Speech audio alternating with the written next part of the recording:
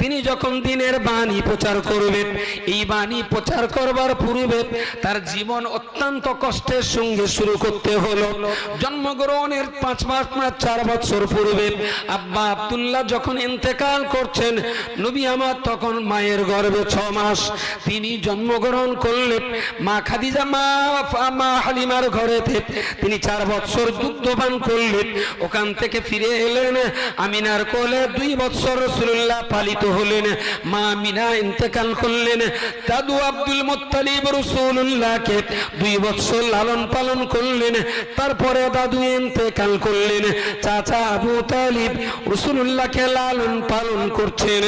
এমন একটা পরিস্থিতির মধ্য দিয়ে আবু তালিব রাসূলুল্লাহকে ডেকে বললেন, বাবা তুমি দাদু হারা, তুমি পিতৃহারা, তুমি মাতৃহারা।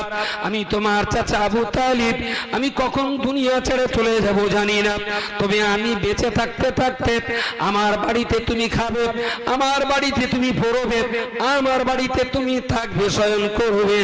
আমার বাড়িতে থাকা খাবার জন্য কোনো অর্থবিত্ত টাকা পয়সা তোমার দিতে হবে না, বরং তুমি আমার বাড়িতে থেকে আমার খেয়ে আমার পড়ে তুমি নিজ নিজ চেষ্টা করে তোমার অর্থনৈতিক পরিকাঠামোটা শক্তিশালী করে নাও।